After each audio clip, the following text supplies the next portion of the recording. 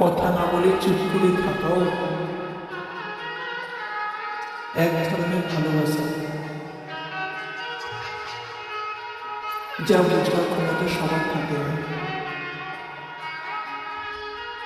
কারোর উপর রাগ কিংবা অভিমান করতে হলে তার উপর মিনিমাম একটা অধিকার অর্জন করতে হবে। কখনো কখনো রাগ দুঃখ অভিমান যন্ত্রণাগুলো চেপে রাখতে রাখতে একটা জীবন্ত লাশ হয়ে যায়।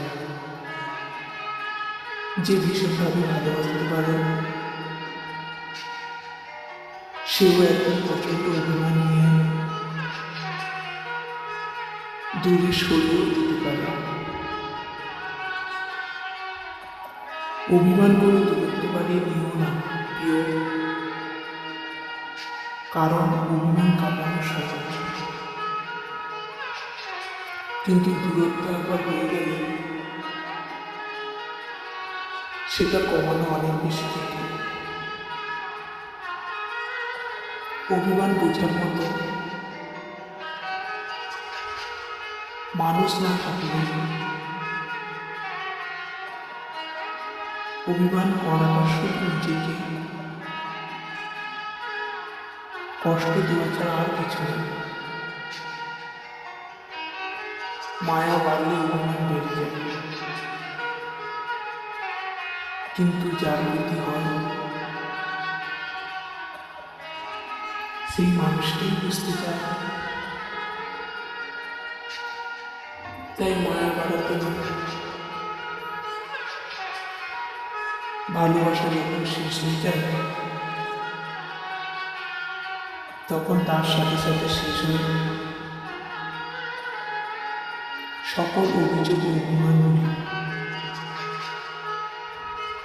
শুধু বেঁচে থাকে ভালোবাসা মানুষটির জন্য শুভকামনা। কথা বললে হয়তো মায়া বাড়ে, কিন্তু কথা না বললে মায়া মরে যায় না। ভালোবাসা জিনিসটা কখনো একা কারো জীবনে আসে না, সাথে নিয়ে আসে অনেক স্বপ্ন, আবেগ, অনুভূতি আর অভিমান। রাগ ও অভিমানের মধ্যে পার্থক্য কি জানো? রাগ সব কিছুকে ঘুরিয়ে দেয়,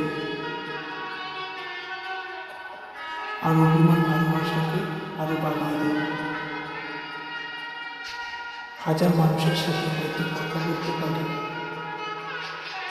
কিন্তু তোমার একটা মেসেজ,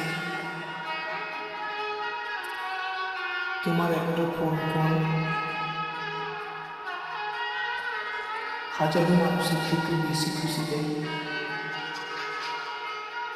প্রিয় মানুষটি ভালো থাকার জন্য